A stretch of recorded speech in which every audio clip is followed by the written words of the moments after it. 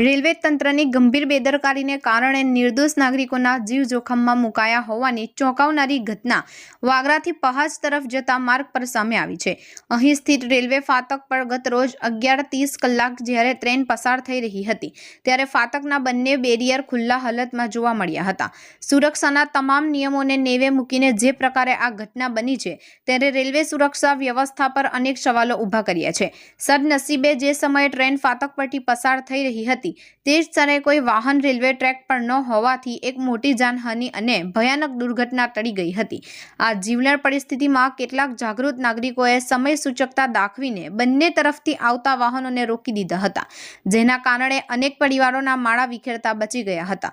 જો નાગરિકો સમયસર સક્રિય ન થયા હોત તો આ સ્થળ કદાચ સ્મશાનમાં ફેરવાઈ ગયું હોત। હવે સવાલ એ ઊભો થાય છે કે આટલી ગંભીર લાપરવાહી પાછળ કોણ જવાબદાર છે? શું આ કોઈ ટેકનિકલ ખામી હતી કે ફરજ પરના ફાટક કોમની ગુનાહિત બેદરકારી?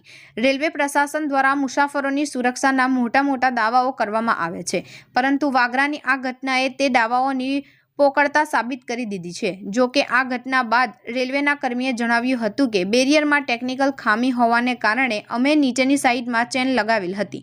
જો કે આ ઘટનાનો વિડીયો ઝડપથી વાયરલ થયો હતો, જે બાદ અનેક સવાલો ઉદ્ભવ્યા હતા। આ ઘટના બાદ જાણવા મળ્યું હતું કે બેરિયરમાં ટેકનિકલ ખામી સર્જાઈ હોવાથી સુરક્ષાના ભાગરૂપે નીચેની તરફ ચેન લગાવવામાં આવી હતી।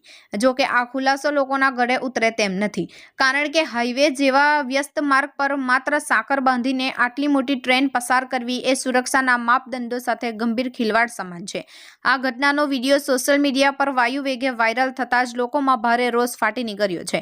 ટેકનિકલ ખામી હોય તો પણ ટ્રેનને સિગ્નલ આપીને કેમ ઊભી ન રાખવામાં આવી અને કેમ કોઈ ચોક્કસ સુરક્ષા વ્યવસ્થા ગોઠવવામાં ન આવી તેવા તીખા સવાલો જનતા કરી રહી છે। માત્ર એક પાતળી ટ્રેનના ભરોસે સેંકડો મુસાફરોના જીવ જોખમમાં મૂકતી આ નીતિ સામે રેલવે પ્રશાસન પર માછલા ધોવાઈ રહ્યા છે।